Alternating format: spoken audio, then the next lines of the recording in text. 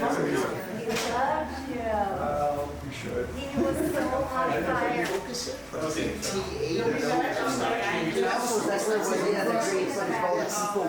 This is my guy right here. 35 years, 36 years. Welcome to tonight's screening. For screenings, we have two films to look at. The first is a short that was made 6 years ago, actually. And it was a cold visit. It was really a thrilling moment in my life because as a school teacher in Harlem back in the late 60s, I first had a young woman in my second grade, Iris Maxwell, in 1967, and I had not seen her in over 50 years. And we drove up to Syracuse, and we had a wonderful moment of meeting not only Iris, a second grade and third grade student, but to get to meet her extended family, 5 children, 15 grandchildren, and a mother. That was out of body. It was really special. We made a video. Ben Wolf is here. He has been responsible for a tremendous effort in terms of the restoration of Harlem School 1970. And Ben shot the Iris film as well and edited it. I really, want to just be able to get reactions to the film. I'm here to do Q&A with Ben and with Iris later on. We look forward to getting your comments, and I hope you get to experience something that I experienced literally 54 years ago, because that is when I shot the Harlem School film, 54 years ago this spring. Well, my teacher's got to be dead by now because I'm almost dead. I'm almost dead, April 1st, 2018, headed towards Syracuse, about to visit a former student of mine, Iris Maxwell. We have tonight, Maisels is very honored to have the subjects and the director of the film, Phil Grise and Iris Maxwell. You guys can just come up, join us. And also the editor of the film as well, the restorer of the film, Ben Wolf. It was an honor, a true honor to be here. Y'all heard me screaming, oh my God, I thought he was dead. To look back at the memories and he's showing my notes. That your mom sent to me as a teacher. I'm just saying it's been a journey for me. I guess that's when it's been a journey, but I came out on the other side and just seeing everything is just it mesmerizes me.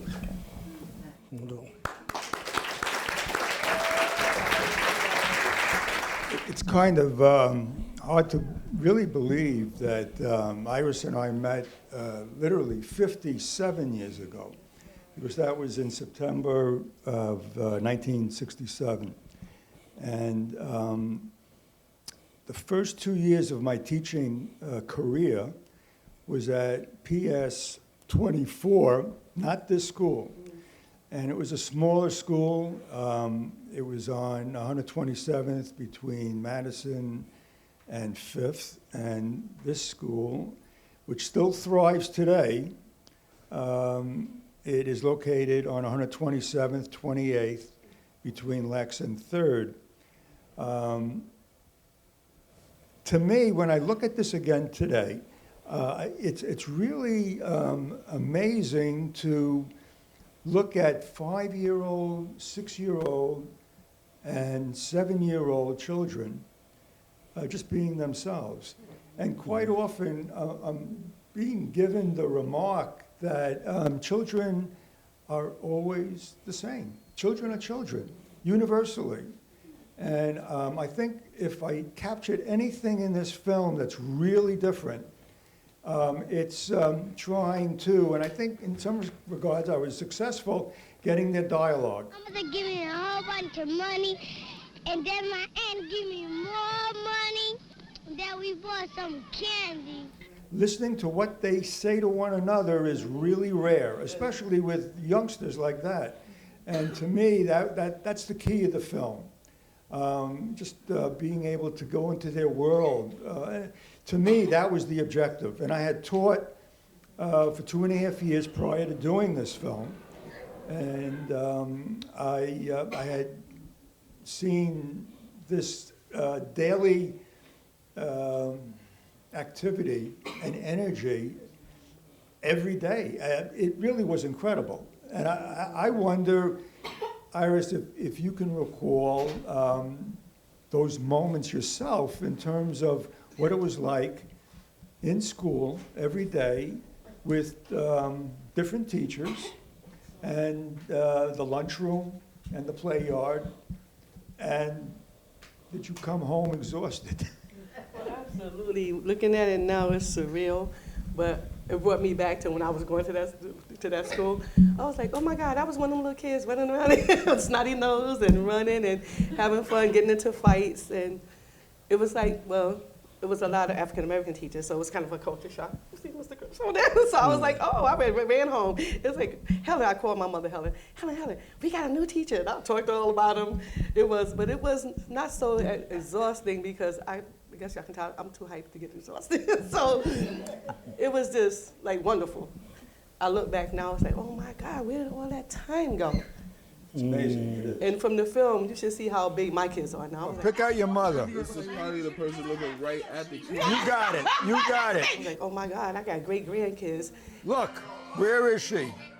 That was my second grade class. That's it. Know me! Oh my God, they really know me! And I had a few great grandkids after he made the film. I was like, it goes fast.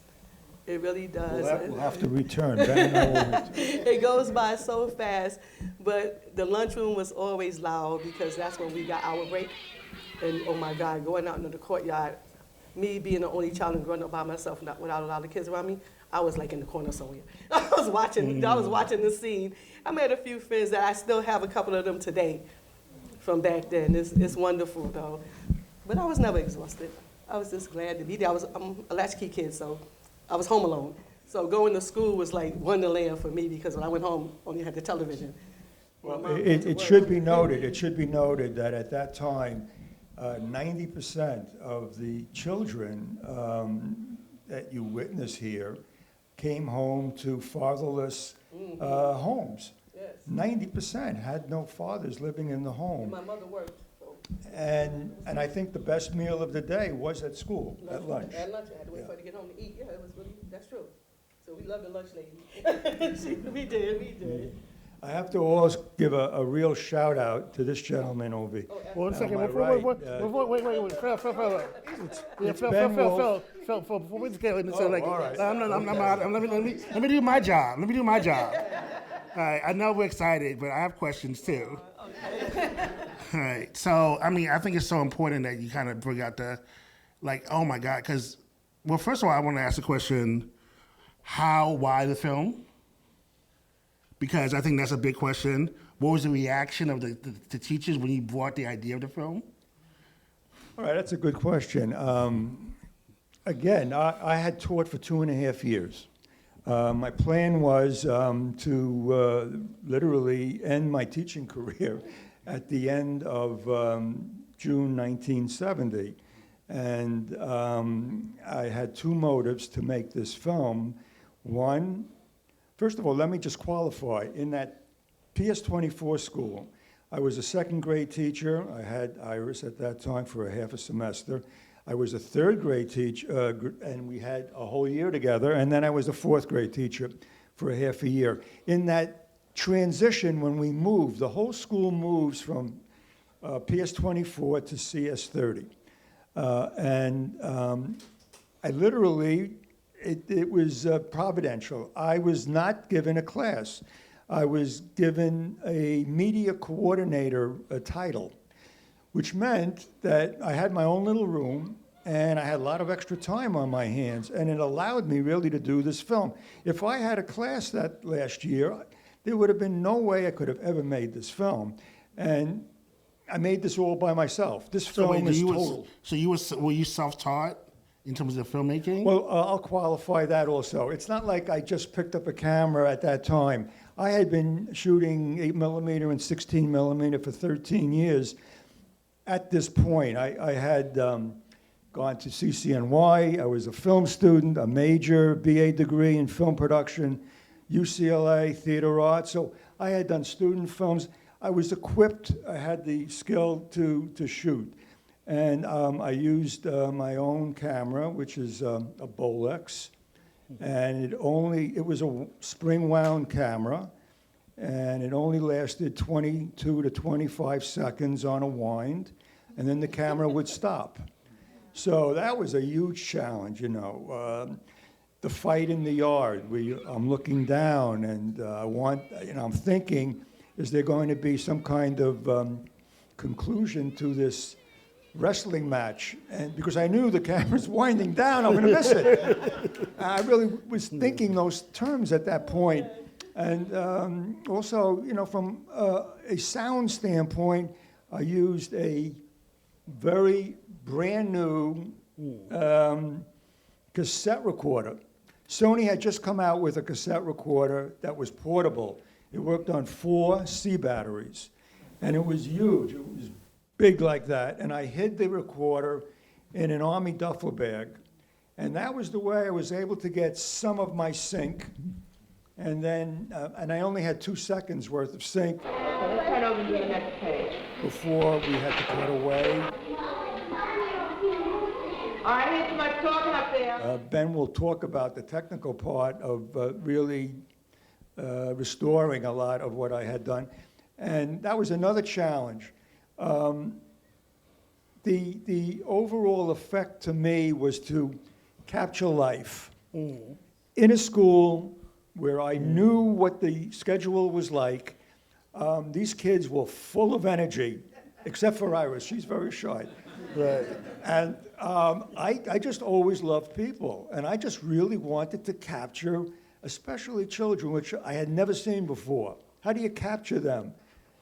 Create the moment. And I guess from you, Iris, I want to ask you, as someone do you have any memories of him filming you? And were the kids, was that buzzing in the courtyard in terms of like, oh no? Nope, not at all. No, okay. Not at all. I have to mention also that Iris was too old to Oh, be in the film. first and second grade or kindergarten Okay. when I did the film at CS30. When we were in class, he shot pictures, but we wasn't paying him no mind like that. We was doing our work. When he showed me the pictures, I didn't even know he had them. I was like, oh, look at me. Oh, you see me calling my kids, Right. look at me, look at me. Is this the same? I do have footage of Iris that was taken completely independent of the I had feature. no idea. And I incorporated a little bit of that somewhere in the film. And also I made my own Alfred Hitchcock appearance twice in the film too. And I can just make an observation. I mean, I think one of the most beautiful things about the film is just like, this is, you know, you're shooting it, is in this brand new building, and everything feels so brand new, you know, and it's almost like, you know, and I know at that point, 1969, 1970, there were tumults in what's happening in the city at that time. Oh, you know, huge. there was the previous year there was a teacher strike. There was a call for community control. I can't help but think about, like, you know, the pictures of Malcolm X that we see all throughout, and then you're mentioning this too in that previous film, telling your children, her children, your grandchildren, your babies, like, do you know who Malcolm X is? Do you know who this is? And it seems like this is like, it seemed like it was almost a new country, a new frontier. The world was on fire at that time. You know, the Vietnam War was here. Our leaders were being assassinated. I mean, Harlem was in turmoil. It was a time. So I was telling them how lucky they were. But even through all of that, we still had a neighborhood. I was still safe to walk home after school. And you know how the African proverb, it takes a village to raise a kid. Absolutely. The neighbors watched. Now you see on the film when the principal was pushing kids around and telling them to shut up and sit down. They can't do that now. We had to listen. They would do something to you. And then they call your mother, and your mother would do something to you. So it was a time. It was a time. And I guess for also Phil, I mean, one of the things I really appreciate about the film too is that you focus on the kids, but it's also the dignity of the school as a whole. And that initial scene when you're like seeing that, and me and my partner were talking about, like, I was like, take me to that time machine of mimeograph machines and typewriters and like teachers smoking. Like, it is like that was amazing. Like, you just caught the whole atmosphere of the school. It was a whole different culture. And to me, what's really amazing looking back now, the ratio that I shot this film was 1:75 to 1. Most of what I shot is on the screen. There was only 29 minutes of outtakes. I just got lucky. And I think I had the blessing of being able to have a 2.5-year scout. You know what it's like when you want to do a film, you scout the locations, etc. Well, I knew this school, I knew the activities. I kind of felt that it was filmed already in my head, and I just needed to just wait for the moment.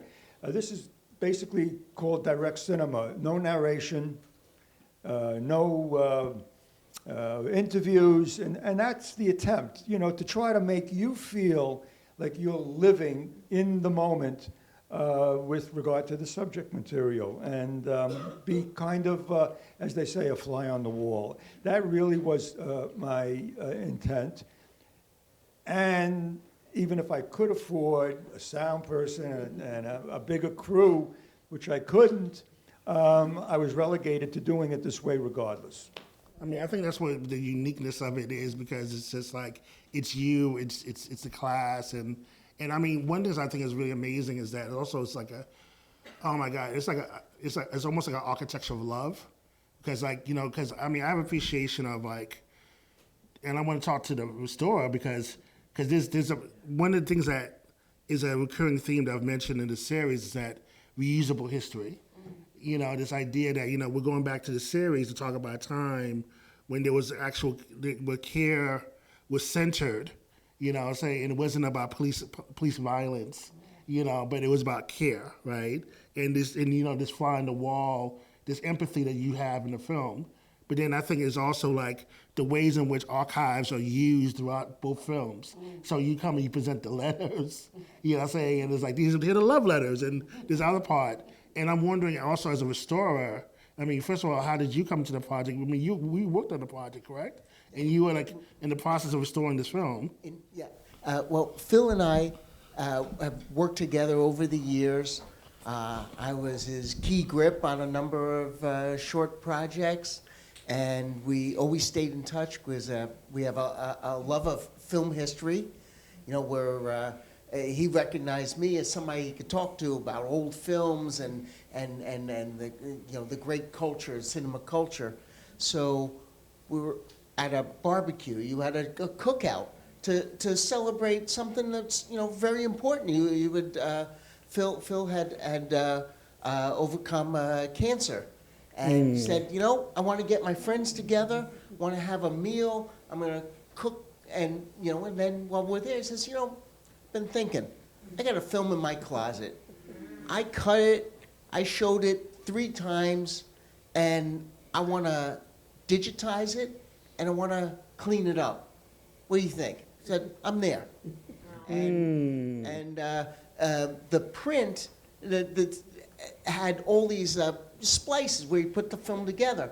So when it runs through the machine to digitize it, it has a little skip. And Phil said, can you do something about that? I said, sure. We'll figure out a way. I would snip it out and then join it back together digitally, you know, and overlap the sound a little. And luckily, no one is speaking directly, so you don't get any kind of like weirdness.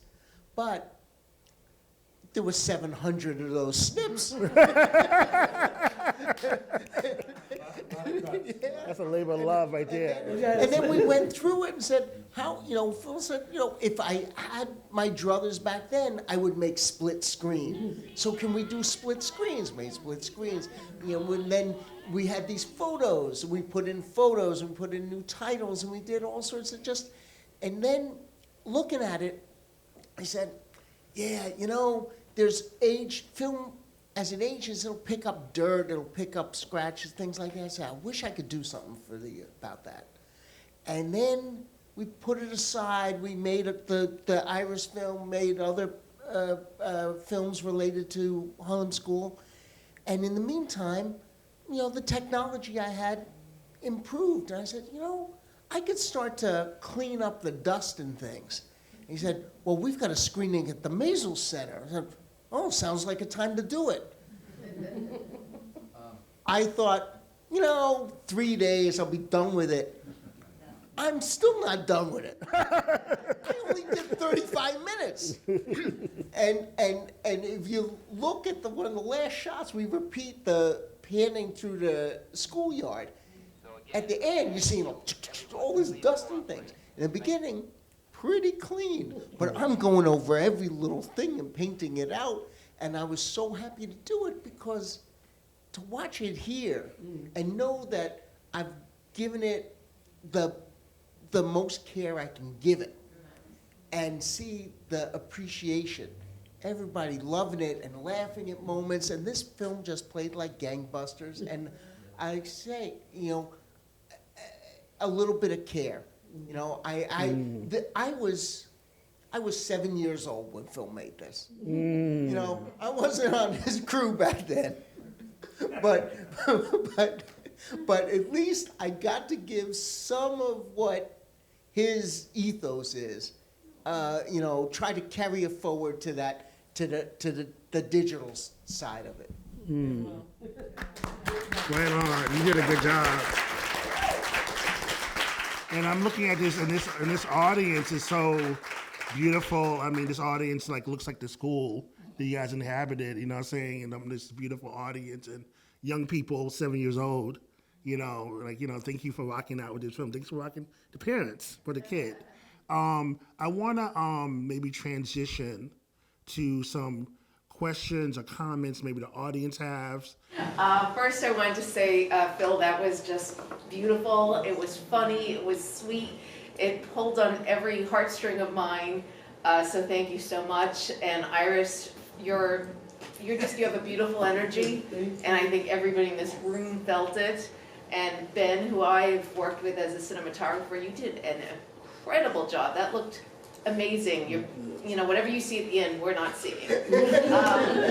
But my question is for Phil, and I'm curious, you said you had a couple of screenings of this, however many decades ago.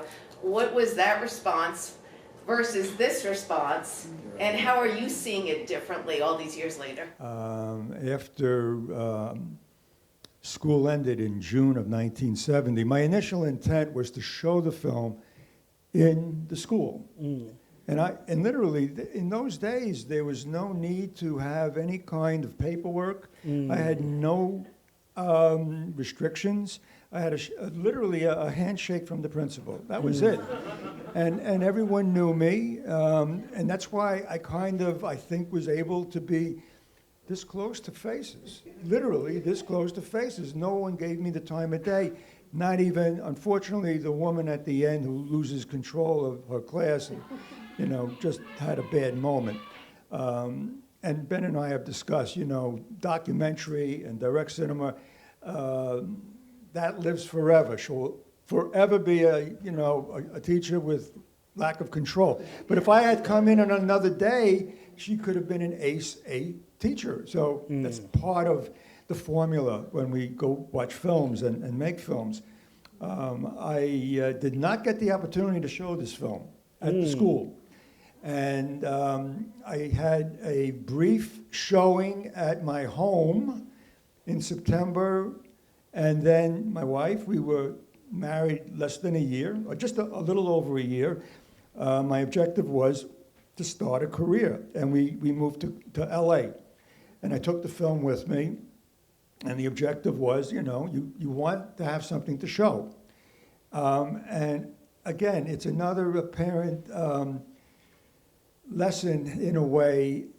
Everything in life seems to be timing and meeting the right people who can appreciate what you do.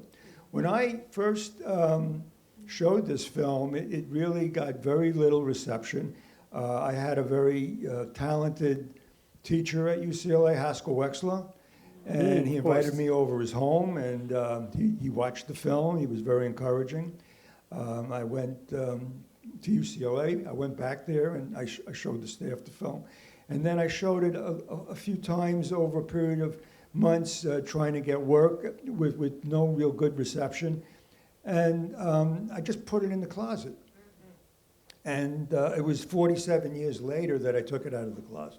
And everything is really timing. And I entered this film 6 years ago in about 25 film festivals, only getting 2 positive receptions. So why is that? You know, enter thousands of festivals these days. Who watches the film initially? It's usually a 23-year-old kid. And they'll look at the first 30 seconds, it's black and white, what's going on here? And it's shelved. So the right audience is very important, and the right people to really appreciate and understand what you're doing. And fortunately, some of the right people are now in our fold. 6 years ago, the film premiered at the Paley Center for Meteor, and that was really special. And we've had some public showings since then. And hopefully, it's about to be distributed finally after all these years. So, you know,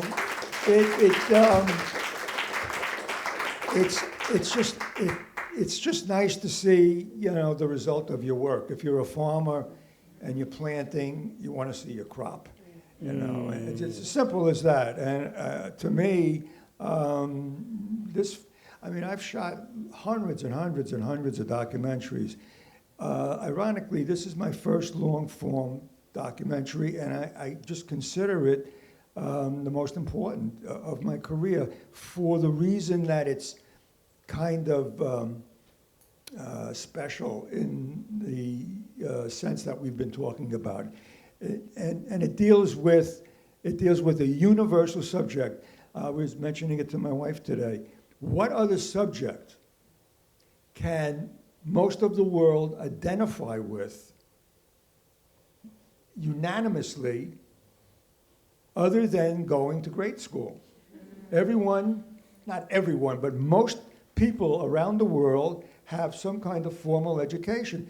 Yet try to find a film, 50s, 60s, 70s, and even 80s, that really deal with a kind of day in the life and try to get the feel of what it's like to be in grade school.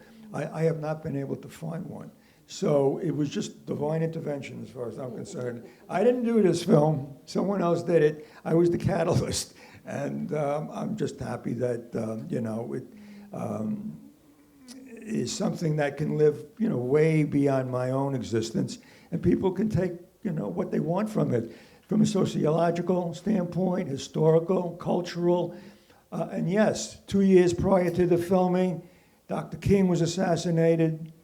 Robert Kennedy was assassinated. You had Malcolm X, Medgar Evers within years prior to this film. One of the very first films shot in Harlem was done right across the street. I used to go there during my lunchtime. If you notice, across the street there was this big mural with Africa. Yeah. That was painted for Cotton Comes to Harlem, Ozzie Davis's film. They were doing that film right across the street at the time. Wow. And I, you know, during lunch I'd go out and hang out and see Red Fox and all these people. And Ozzie Davis was his first film, first directed film. And there was a great moment, I have to tell this. There was the police cars were standing by, and there was a big scene, and people were going to be running down the street, and everybody was ready. And you know, he said, you know, camera, sound, and then Davis said, "All right, cut." Instead of saying action, he says cut. You know, and that was such a funny moment. You know? It was just real. It was, in fact, I think I was additionally inspired at that time to really have some kind of completion with regard to what I was doing. But that was happening exactly at the same time I was filming. Last week, and I said, guess what? I got a movie for y'all to watch. Cotton Comes to Harlem. And I was like, oh my God. And I said, how y'all like that? They just laughed at me. Well, I mean, I think that what's beautiful about those films like Cotton Comes to Harlem, Claudine, those Harlem-based films, that you have to, you know, the technology that was present, you had to do because Harlem was that type of community. You had to be up close and personal. Yeah. So the 16 millimeter handheld, up close and personal on the screen was like, it was indicative of what was necessary in terms of the life of the film and stuff like that. I just want to add that point, 'cause I love Cotton Comes to Harlem, as much as a lot of those films. This brother over here? I think one of my favorite moments in the film is the whole recess sequence, because I think, like you said, everyone can identify unanimously with grade school. I think everyone in this room can remember the utter chaos presented in recess, and I think you managed to show that so perfectly. But my question is that the thing about direct cinema is that nothing's rehearsed. It's like the things that you see, are the kids fighting each other, all that stuff. That just, the reason that that's recorded is because you had certain instincts to do that. So I guess like my question is, how did you follow some sort of strategy that helped guide you to like finding specific moments and knowing like where to be at this specific second, how to get those kids standing up there? Like, is there some sort of way that you were able to like do that? Eddie Yellen, future Martin Scorsese's in the cinema world, and he was a former student of mine recently, and I think you might remember even in my first class, I talk about the importance of being a good observationalist. I really think that observation is everything. If you think about good stand-up comedians, people who write music, art, it's observing life and then transposing that in some kind of universal way so that we can empathize with the product. And as far as trying to capture moments, it was just really patience and waiting for the moment. It's almost like there's a scene where the girls are trying to, touch that young handsome dude, in the playground. You're so beautiful. That would repeat over and over and over again. I would notice that. I wouldn't get it the first or second time, but I then knew that was going to happen again, and I was ready for it. I was ready for kids throwing, clothes up on trees or doing, the walk on the wall, or because that repeated itself over and over and over again. And then by doing the secret dialogue with my secret tape recorder, I was not filming for a lot of that dialogue. I was just recording. And I would go up close, just as close as I am to you. I hate Jim a little bit, because it's too rough for me. Rock and fight. It's hidden, and I'm just listening to what you're saying. That's how I got the dialogue. And then found visuals that seem to just fit. So hopefully you're tricked into feeling, it's sync. Yes, it's do. Milk do come from a cow. No, it comes from the milk company, right? Milk came from no cow. The milk came from a chocolate milk machine. In the classroom, I did have some sync, but in the yard, all of that was wild sound and just trying to do MOS silent, observing the kids. After I go outside, I want to sleep on the bus like I did before. You know what I did? I'm going on a trip. My mother's going to take me on the bus. So we're going on a trip. And I'm going to sleep on the bus. They always beat up him. He's throwing the rock and hit that one in his head. I ain't not hit him. You threw that rock. That's all. You had you threw it. To answer your question, Eddie, succinctly, repetition. These things happen over and over and over again. And inevitably trying to get them into line at the end of the recess. I mean, this was like a major effort. It was like a war effort to go over a battle line. And that megaphone, I mean, that was like, wow. And this goes to, what are you doing out of the line? Line-up time. That megaphone kept ringing. That fool was talking up there, and I want you to shut up. Imagine, I don't know, did we have the megaphone in PS24? Yeah.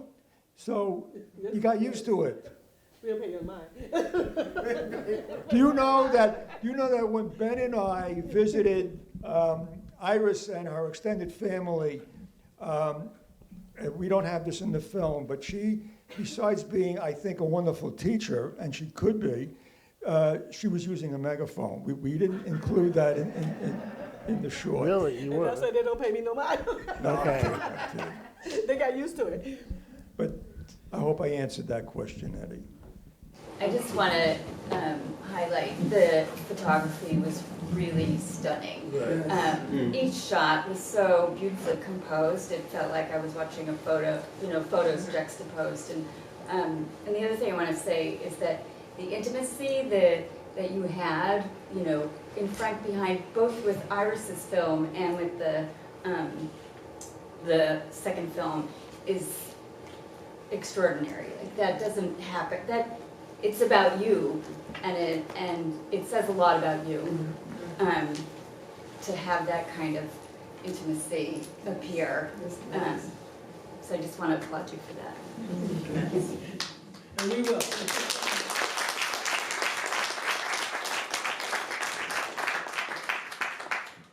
Thank you as well. And also make a confession. I didn't have to go to the bathroom, but I was getting uncomfortable. Because I actually, at that particular time, I was still in Jamaica. I was born in Jamaica. I came to the country in '76. So that particular, and I have a question also. That particular feeling was very visceral for me. It was just like, we still fighting in school? Like, what we doing? Like, you know what I'm saying? Like, so I, it brought me back to myself being in school. And then I wanted to teach for 20 plus years in urban schools, private schools, public schools, and all of that. The funny thing is like, they always say if you can make it 5 years, you can, have a great career. And my thing is this, you're not gonna make me quit. It's a decent job. I like it. Yeah, especially UFT. So I was just like, and I was a single parent, so I was like, you're not running me out of this classroom. You kids are not tougher than me. I went to school in South Bronx. Jimmy Carter came through my neighborhood, my favorite president. And I was like, y'all gonna sit down and relax, because somebody's gonna get hurt, and I'm much bigger than all y'all. So just saying. But so thank you for that. And my one question, reasonable question, why not color? I wanted color. Well, for everyone who has today an iPhone, it costs you nothing to take 7 million hours of footage and just wipe it out, and it costs you nothing. It was expensive to make film in those days. Black and white was expensive as well. Color was much more expensive. And a lot of it had to do with budget. I don't think I spent more than maybe $1,500 total on that whole film. That's it. Money back in that day. That's it. And it was just a labor of love, and I don't think color would have done as much justice personally. I think black and white lended itself to that era and that kind of feel. So I think I would have stayed with black and white even if I had a choice, which I did not.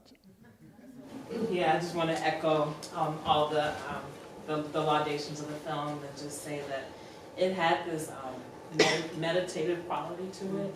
And I'm also speaking as a teacher too, teaching high school. I can't handle that age. But I'm curious, did you, as someone who worked in the schools back then, and maybe this is a question for Phil and Iris, is that meditative quality something that you sort of construct as filmmaker, or is there actually that kind of energy there? Does that make sense? I think it's the energy. I think it's the energy. Yeah. It all came naturally. Yeah, there was just a spirit. Yeah, it all came naturally. I think things come about because they're supposed to. Usually when you plan something out, it usually doesn't become what you plan. Think about any of your favorite books or films or pieces of music. It just resonates. And I think having had the prior experience there, I really was just not planning out the film. I didn't have a storyboard. I wasn't thinking about what I needed to shoot. I just observed and wanted to shoot as much as I could under the budget and know that the school year was coming to an end, and I really wanted to get this thing finished so that I could show it to the school. I might add, and you will appreciate this too, and other teachers here as well. There's not too many books written about those days, but there is one which is interesting.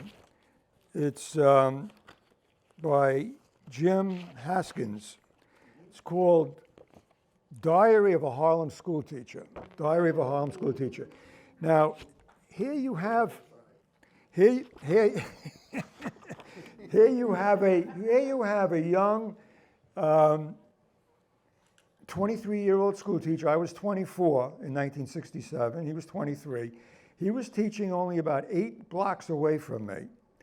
And when he describes the circumstances under which he was teaching, it was night and day compared to what you see here, which is incredible, because I thought and think to this day, many of the teachers at CS30, they were very, very good, and they were caring. Most of them really did, I think, a really good job. When you read this book and you read what he went through, it's basically a diary. He goes through a day in the life of his school, which was PS 92, which was on 134th Street and 7th Avenue.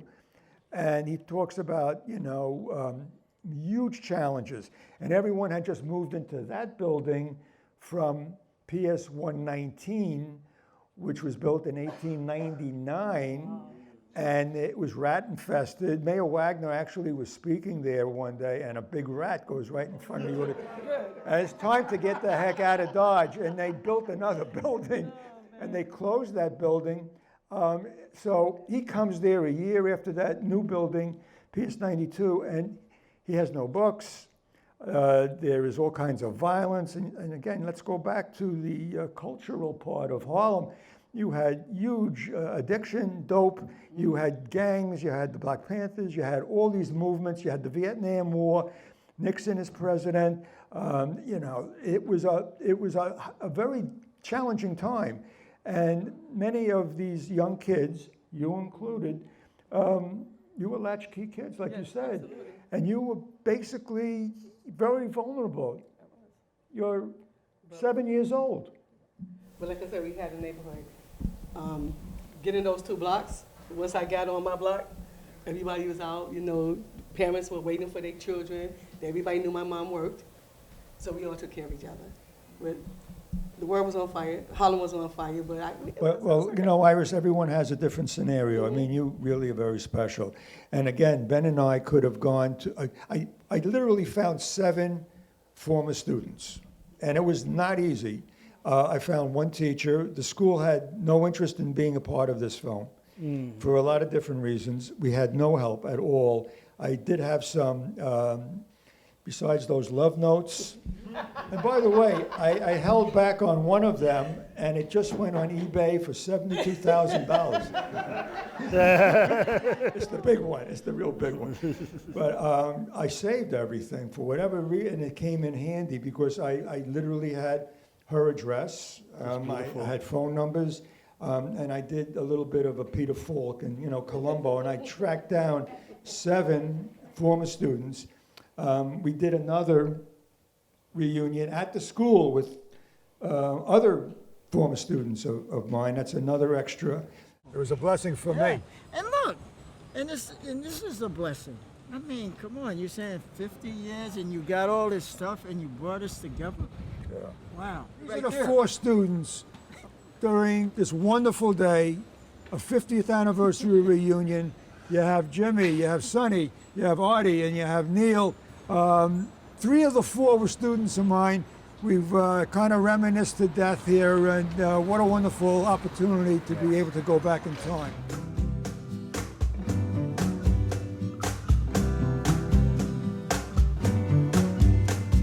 Time is a past life's teller. Time can your plans erase. It was just so wonderful to be able to come back.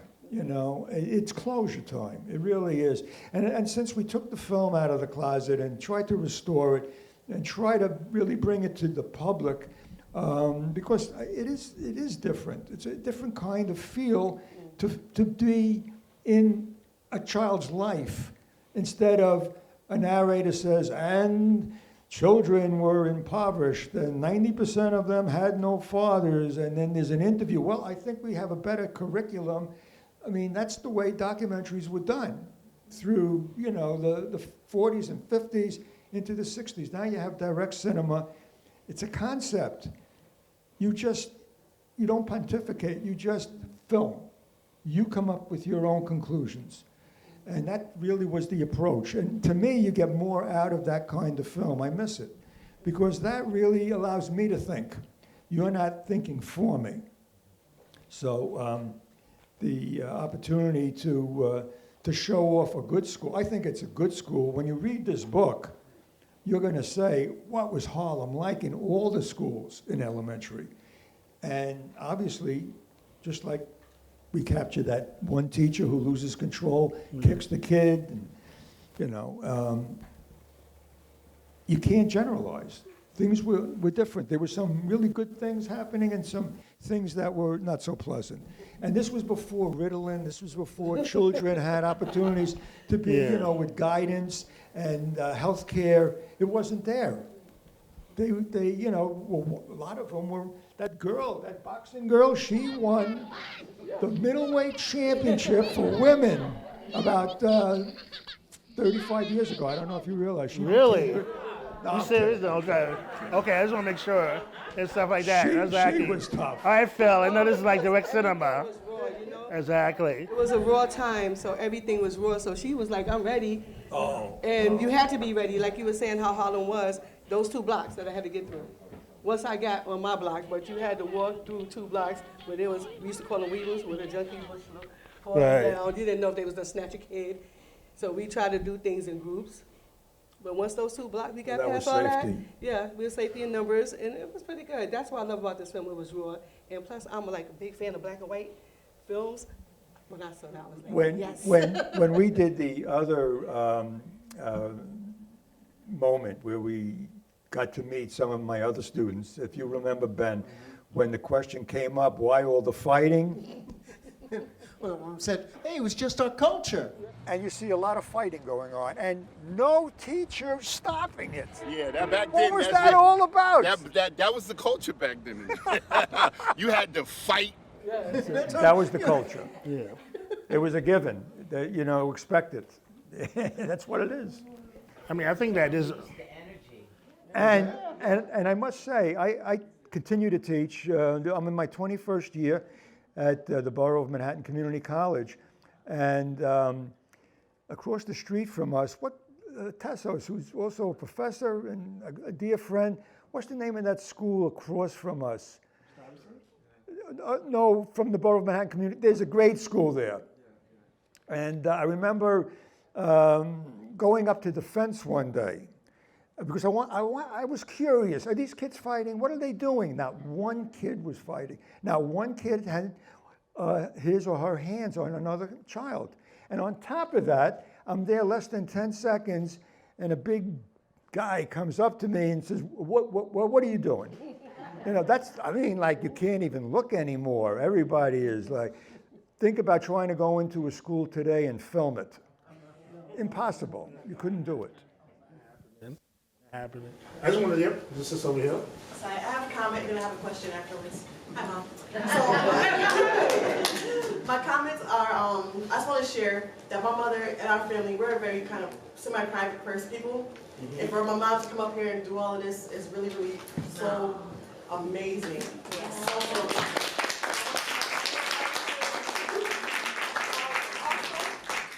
Also, my mother really did grow up during the most trying times in our American culture history.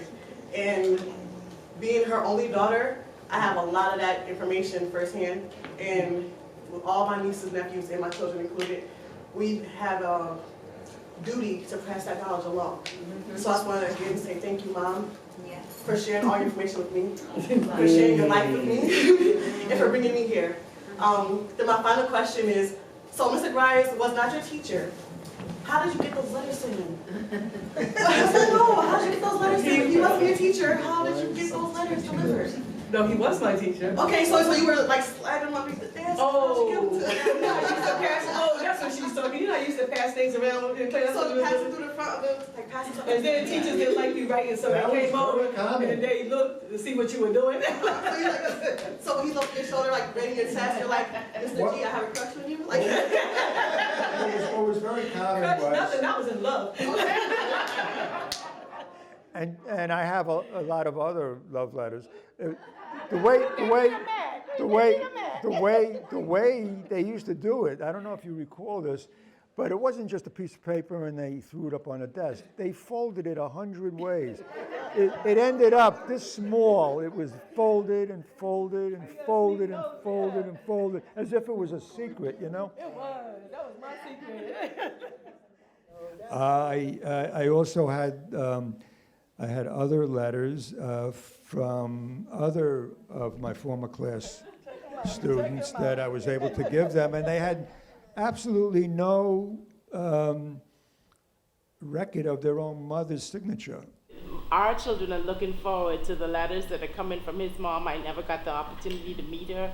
So to actually touch something that she wrote means a lot to us. So we just thank you from the I'm bottom curious, of our hearts. Glenn, do you have other letters from your mom? I don't have anything. Wow, so Yeah, this is cool. it. This I mean, is I got cool. a couple of pictures, but nothing, No no letters letters. or anything like this. No. Really fantastic. I have a brother that lives here I'll in give New you York, that. and I don't think he kept anything either. You know, so that was, I felt really good about that when we were at the Paley Center. Michael, back there, you had a question. What I take from this, and I look forward to coming here tonight, was, being I know you so long, is the passion that you brought in 1968, 70 to make this film, and then the passion you bring today. I mean, as an artist, you know, whatever kind of art you're creating, that is admirable. That you had that, you still have that commitment and that energy and that wonderful passion for something you created. And Ben coming along for the ride, I think was awesome. You go into Iris's house, that was a wonderful organic. You feel like you were in that room, you were with your family. And you know, and you know, the one thing I was really struck by is, and it was about the time of the Vietnam War. I was 7 years old as well when that was made. But you know, what strikes me is that I would love to, and I watch this, and it's a snapshot in time. And I worked with that camera, the Bolex. That was an amazing camera, you know, for its time. It still is an amazing camera. But you know, the backstory, the teachers. I almost feel like I wanted to grab a couple of those teachers at that moment, take them to a room on a roof, and say, "Hey, what's your deal?"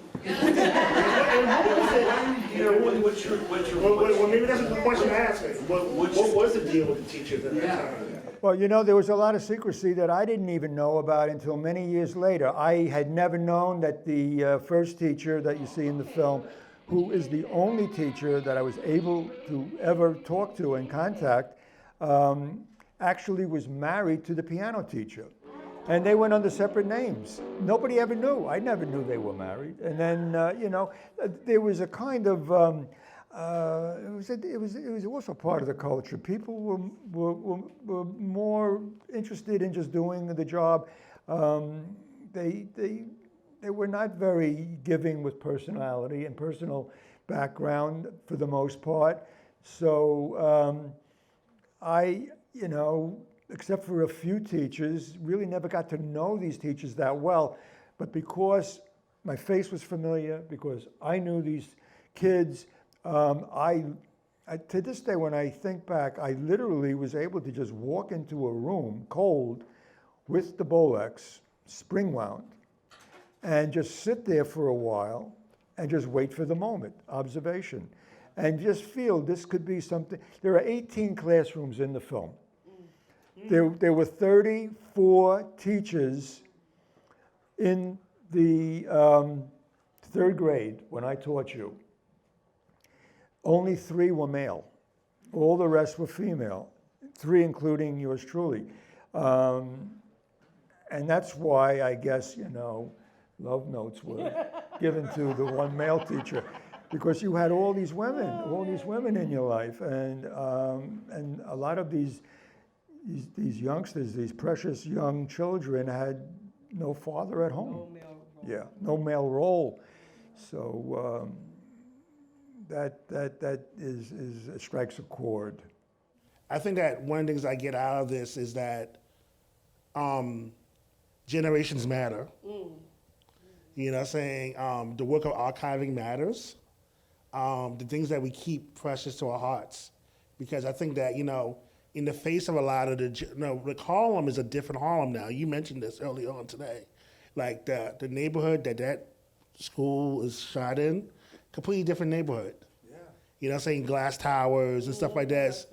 But I think a part of the resistance to that, right, is our memory. And as long as it's embodied within us, you know what I'm saying, they can't take that away from us. You know what I'm saying? So, and it reminds me so much of that, how much care is important, because I think all of us still, I know for myself, I was just sitting here, I was thinking like, I still remember my first grade teacher's name, Ms. Shapiro. My second grade teacher's name, Miss Eileen, Mrs. Myers, Mrs. Frederickson. We know them because they were like our parents in the school, you know what I'm saying? And, you know what I'm saying? And I want to also kind of congratulate you, because like what I saw in the first film too, which I thought was amazing, was you being a parent, but being an amazing matriarch and mom and grandmother. You know what I'm saying? And it's like, I don't know, do you live in Harlem still? No, I live in Syracuse. Syracuse, but it's like, I felt like I've seen you before as a Harlem mom, but like not physically, but as a Harlem mom, and the care that you give. And I think that this connection you guys have right now in terms of love and care over 50 years is something amazing. And I really hope the film goes places, because I think even the 2 seconds with like Adam Clayton Powell. That might have been his very last appearance. That's probably he dies less than 2 years later. Yeah, and it's like Adam Clayton Powell greeting the children. Could you imagine like the possibilities of what Harlem was and what it looked like to have? I was watching my daughter. I was like, we met him. Exactly. The historic Adam Clayton Powell, just like casually coming back and like, I'm your neighbor. Have a good day at school. You can do whatever you can do, and you captured that. And so I think that what we have right here is just like, it's a landmark, I'm saying, in fiction. And I think that, it's, we're at a time of revival, and I believe in getting audiences as not, moving from consumer to activist. Let's form a movement behind homeschool. You know what I'm saying? Let's get this like, what I'm saying? How do we get this film into like the schools, but also how do we get it to wider distribution moving forward? And I think that that's something we're going to do. So I want to encourage you to talk to him afterwards and really make sure you get his number. You know what I'm saying? So we can make a Harlem School moment. But I want to give them a thanks.